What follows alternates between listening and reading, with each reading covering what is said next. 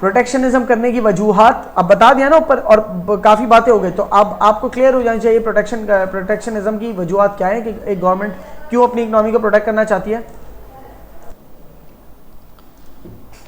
तो एक वजह यह है कि जो आपकी इन्फेंट इंडस्ट्रीज़ हैं, न्यू इंडस्ट्रीज़ हैं, वो बेचारी सर्वाइव कर सकें, इसलिए आप प्रोटेक्ट करते हो ना।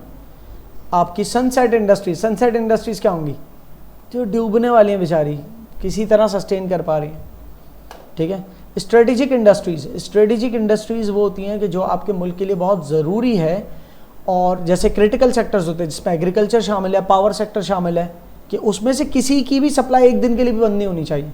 तो अक्सर तो इसलिए ट्रेड बैरियर्स ऐसी इंडस्ट्रीज़ पे लगते हैं कि एक्सपोर्ट ना कर दें, मुल्क को पहले ज़रूरत है, सही है। तो सिर्फ इंपोर्ट पे कोटा सेट नहीं होता, एक्सपोर्ट पे भी कोटा सेट होता है, सही है ना। तो ये वजूहात है प्रोटेक्शनिज्म की सारी के ओवर स्पेशलाइजेशन का केस ना हो जाए, मतलब कि आपके मुल्क में समझ लिया कि बस हम तो एग्रीकल्चर ही कर सकते हैं, बाकी तो सिर्फ इंपोर्ट ही होगा। उन गुड्स पे ब्लॉकेज लगेगी और लोगों की डिमांड पूरी नहीं हो रही होगी, तो किसी इन्वेस्टर को स्पेस दिखेगा कि यार अब ये माल बाहर से नहीं आ रहा और लोग अभी भी चाह रहे हैं कि मिले उनको।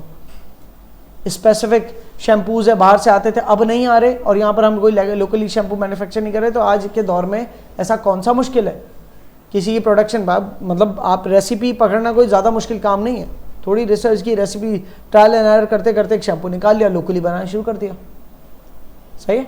सो दिस वे आप आपकी डोमेस्टिक इंडस्ट्री के अंदर सेवरल प्रोडक्ट्स बनती हैं, ताकि आप एक तरह से ओवरली डिपेंडेंट ना हो जाए ना, ओवरली रिलायंट ना हो जाए। तो इस वजह से गवर्नमेंट चाहती है कि ओवरली रिलायंस ना हो जाए, ओवर स्पेशलाइजेशन ना, क्योंकि ओवर स्पेशलाइजेशन का मतलब चंद गुड्स के ऊपर ही आप स्पेशलाइज हो और बाकी ओवरली रिलाय कर रहे हो। तो अरेबियन कंट्रीज़ के अंदर आप जितनी भी हैं, जो अरेबियन पेनिनसुला के अंदर, उन सबको देखो, पहले वो जब से तेल निकला ना, तेल निकले 70-80 साल हुए उनके पास, और तब से बड़े डेवलप्ड हुए हैं। लेकिन सऊदी अरब आज अपने आप को अलग अलग डायमेंशन के अंदर ग्रो कर रहा है, because they don't want to be remain only overly specialized on oil. और अब जब से रिन्यूएबल एनर्जीज़ का तस्वुर बढ़ता चला जा रहा है, और पता नहीं कब कौन से ऐसे ब्रेक थ्रू आ जाए कि पूरी दुनिया के अंदर renewable energy more and more हो जाए, और फिर क्रूड ऑयल की डिमांड उतनी ना रहे, तो फिर तो वो बैठ जाएगी ना economy. So they are now growing more so that they don't over specialize. तो गवर्नमेंट चाहती है कि वो कुछ चीज़ें लिमिट कर दे ताकि उनके मुल्क में बने, ताकि उसकी एक्सपर्टीज़ डेवलप होना शुरू हो जाए। ईरान के ऊपर सैंक्शन लगे, दुनिया के साथ ट्रेड नहीं कर सका, तो फिर क्या हुआ वहाँ पर हर किस्म की चीज़ खुद बनना शुरू हो गई, वो अपने पैरों पे खड़ा हो गया, because they could not get them, वो नहीं कर सकते थे इम्पोर्ट, सही है। तो वो अपनी, भले उनकी शायद थोड़ी लो क्वालिटी की बनती हो, दुनिया से जब आ रही है कहीं से, हर मुल्क किसी ना किसी चीज़ में स्पेशलाइज्ड है, तो वहाँ से आती तो वो एक अच्छी क्वालिटी की होती है। उनकी क्वालिटी शायद थोड़ी impaired, but doesn't matter, quality can be improved over time ना, but they could stand on their own feet after that. To correct trade imbalance, ऐसा ना हो कि आपका मुल्क कंज्यूम ज़्यादा कर रहा हो, प्रोड्यूस कम कर रहा हो। जब इंपोर्ट्स का ऑप्शन खुला हुआ है, तो ये पॉसिबिलिटी है ना कि आपका मुल्क प्रोड्यूस कम कर रहा हो, लेकिन कंजम्पशन पूरी कर रहा हो इंपोर्ट से।